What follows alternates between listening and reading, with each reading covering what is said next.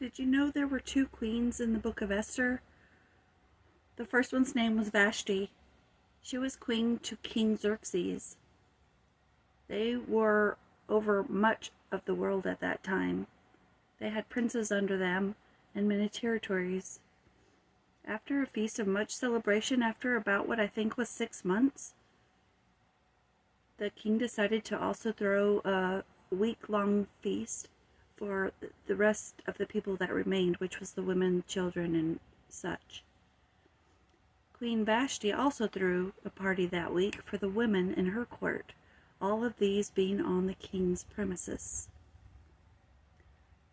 After much wine, the king Xerxes sent his eunuchs, I think it was, to tell Queen Vashti to wear her crown royal and to come so that he could show her off to the men in his party, which was a common thing at that time. He had already spent 6 months showing them his vast wealth. Queen Vashti, though, she was kind of like some of us today. She said, "No, I'm not going, and you can't make me." And of course, that's my words. And so the eunuchs, I think it was the eunuchs, they went back and told King Xerxes, they said, she's not coming, and this is not good, because now all the other women are going to think they can do that too. And to make a long story short, Queen Vashti lost her title. She was no longer allowed to go before the king, and they decided to choose someone that was better than her. Now, she was beautiful and lovely to look at, and extremely gorgeous from what I understand, but they chose to get someone that was better, which makes me think they wanted someone that made better decisions with their heart. I was thinking about that, and I said, Lord, what about that? She went before the king with that kind of attitude. Or she didn't go toward the king because of that attitude. And he was like, how many times have you done that?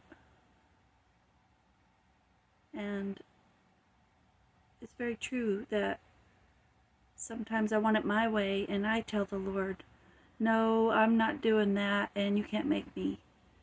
And I don't get banished from his sight, and I don't have to leave his presence. But does it change my world? Probably more than I want to know. Vashti's decision that day affected all the women in all the territories, because they knew if she could get away with it, so could they with their husbands. Not that I'm saying anything about that and this from this day to that, but how are our choices when we say no to the king affecting our friends and our family and the very children that we say we love? We don't do what the king says. Yeah, so I was just thinking about that. How she was taken out of his presence, never to appear before the king again, and they were given the job to find someone better than her. Yeah.